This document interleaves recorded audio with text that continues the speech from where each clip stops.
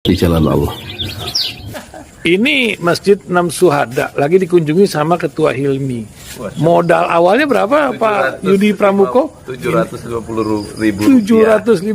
rupiah aja. Jadi ini 500 jutaan nih barang. Sekarang udah habis 310. Masya Allah, tuh udah pakai keramik, laponnya tinggal. Granit tuh kayak marmer. Tuh, Masya Allah nih, sampai juga kita ke sini.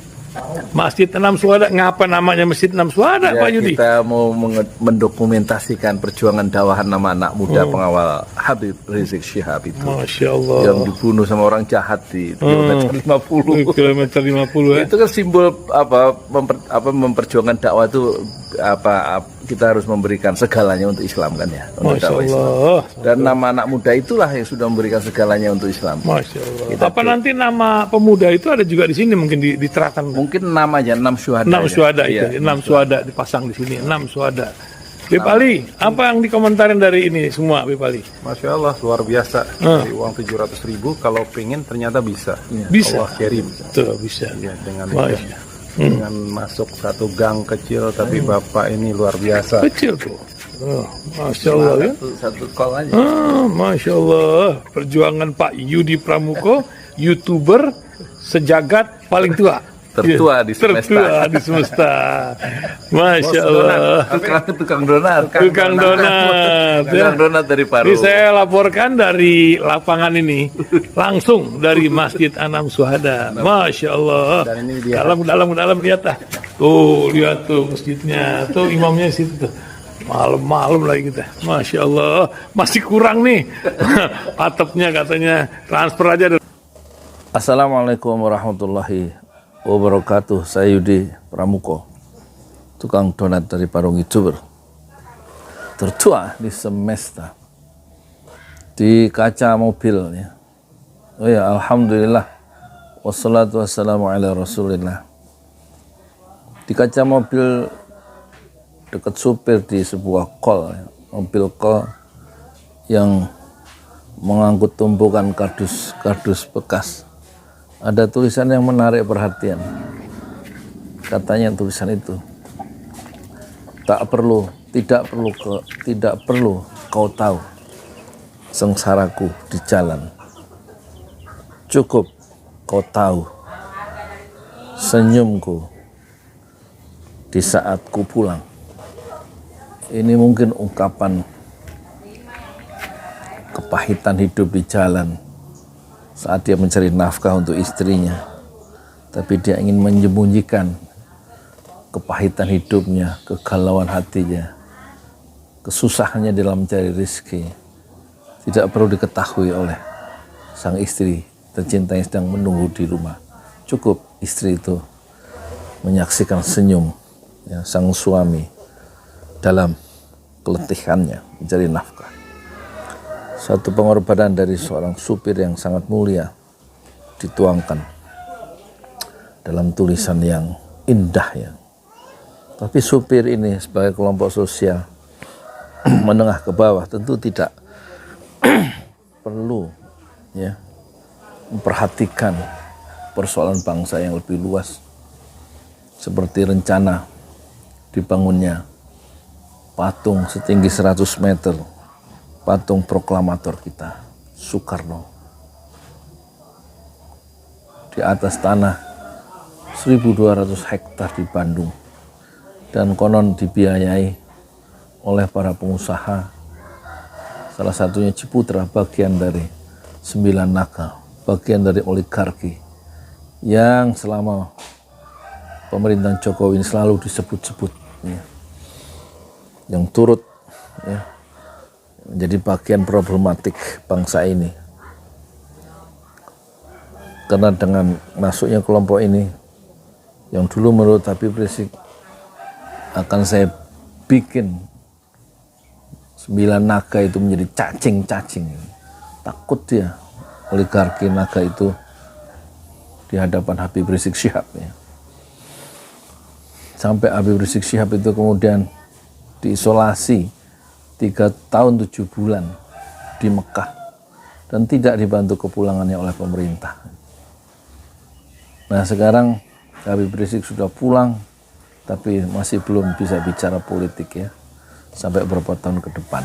Nanti kalau dalam pembebasan bersyaratnya, kalau nanti dianggap membuat keonaran dalam tanda petik, itu bisa langsung dijebloskan kembali ke penjara. Persoalan-persoalan politik membuat akal sehat menjadi terguncang ya. Nah, kita lihat dalam konteks itulah, dalam konteks politik itulah pembuatan patung Soekarno itu layak untuk ditolak ya. Kita tahu penguasa Jawa Barat sekarang adalah Ridwan Kamil ya. Tentu kekuatan otoritasnya, kekuatan tanda tangannya itu akan mendukung atau memberikan jalan yang lurus, jalan yang mudah bagi Ciputra dan kawan-kawannya, bagian dari oligarki itu, untuk memuluskan ya eksploitasi Bumi Pasundan untuk kepentingan bisnis sekaligus untuk meraih suara khususnya pendukung-pendukung Soekarno di kawasan Jawa Barat. Jadi ada kepentingan elektoral di situ. Apalagi Ridwan Kamil itu juga berambisi untuk menjadi presiden.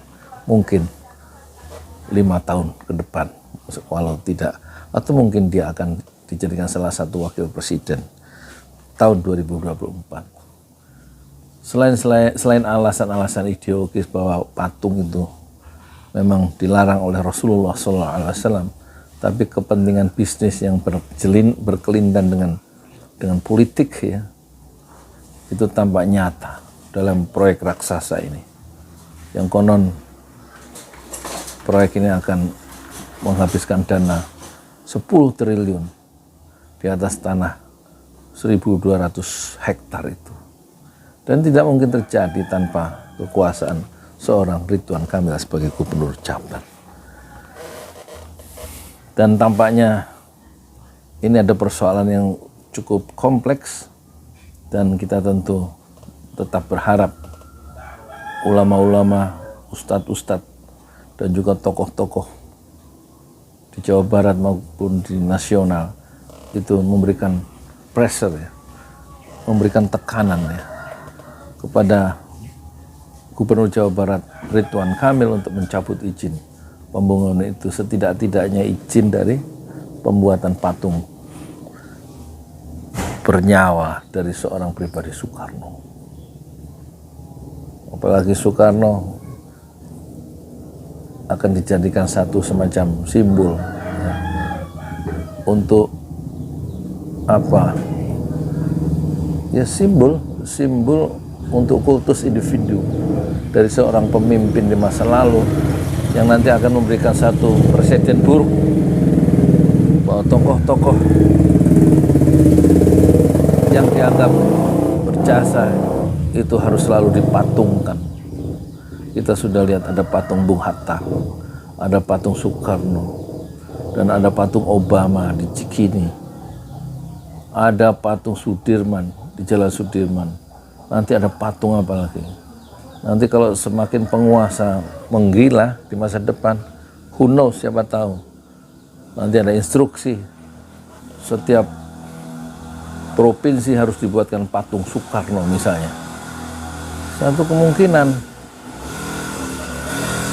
menjadi taman wisata, taman pemujaan terhadap tokoh-tokoh tertentu sambil menyingkirkan tokoh yang lain. Bukan satu-satunya Soekarno yang paling berjasa di Republik ini. Sebelum Soekarno sudah ada Haji Agus Salim, sudah ada Diponegoro, sudah ada Cut Nyak Dien, sudah ada Tengku Umar, sudah ada Imam Bonjol, banyak tokoh-tokoh yang lain. Ya. Orang yang berjasa di bangsa ini bukan dimulai dari Soekarno. Ada Sultan Iskandar Muda, ada raja-raja ya, Islam yang menentang penjajahan Belanda di berbagai daerah. Soekarno itu seperti salah satu pasir saja dalam bangunan Nusantara atau secara politik bernama Indonesia. Kemudian banyak yang menjadi pasir, menjadi semen, menjadi sesuai fungsi dan peran masing-masing. Dan semua itu dimulai perjuangan sumbangsi terhadap kedaulatan Nusantara yang kemudian disebut Indonesia itu dimulai dari mungkin puluhan ribu orang-orang yang tidak bernama di dalam sejarah. Jadi proses-proses mengkultuskan Soekarno dalam bentuk patung adalah secara historis itu sangat tidak adil nih. Sangat tidak adil. Karena Indonesia sebelum Indonesia secara politik merdeka telah banyak pahlawan-pahlawan, mujahidin-mujahidin, Faletehan, Wali Songo yang sudah berjuang ya, untuk menaburkan nilai-nilai kebaikan di tanah Nusantara ini. Jangan hendaknya itu dikotori oleh sikap-sikap politik yang hanya mengagungkan satu orang dan merendahkan orang lain dengan cara hanya membuat satu patung yang juga secara ideologi, secara keyakinan Islam itu masih problematik. Oleh karena itu kita berharap ya, tokoh-tokoh seperti Abdul Somad, kemudian tokoh seperti Ustadz Abdul Somad, Ustadz siapa itu, Adi Hidayat misalnya, itu turut bersuara untuk memberikan pressure terhadap rencana pembuatan patung raksasa Soekarno di bumi Pasundan. Mungkin Ridwan Kamil tidak bermaksud terlalu jauh dengan memberikan izin pembuatan patung. Dia hanya mencari kemegahan dirinya, bisa mengapresiasi patung itu dari pencapaian artistik dan estetika seorang insinyur nih misalnya, tanpa memperhatikan kehidupan batin umat Islam yang terganggu dengan pendirian patung-patung. Di mana-mana kecenderungan membuat patung itu, dan kecenderungan itu harus dihentikan untuk bumi Indonesia yang dihuni oleh mayoritas umat Islam terbesar di dunia. Dunia Islam tidak mengenal patung. Tradisi dunia Islam, patung dalam tradisinya, patung, seni patung tidak berkembang.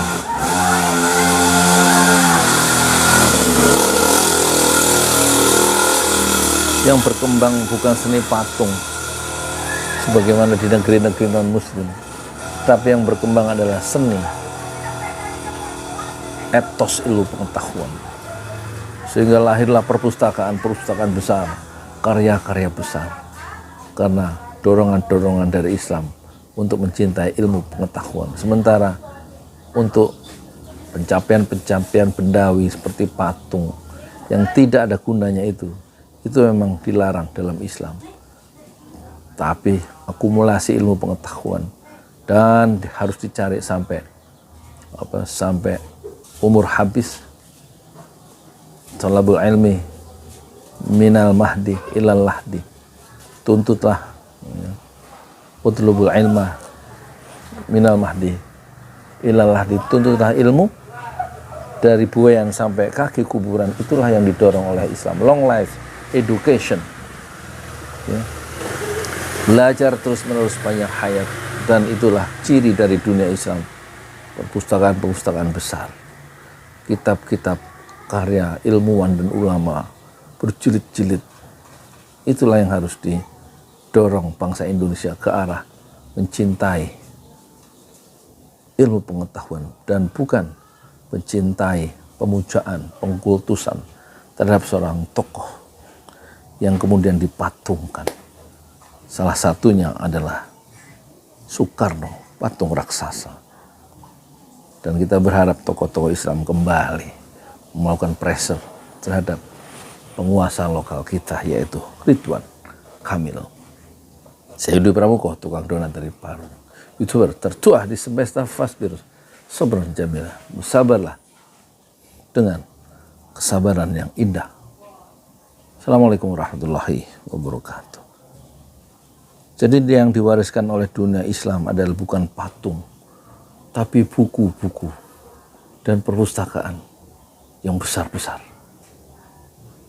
di berbagai belahan dunia Islam, dan juga universitas yang paling tua di dunia yang kemudian diadopsi atau menjadi inspirasi bagi universitas tertua di Eropa, yaitu Oxford dan Cambridge.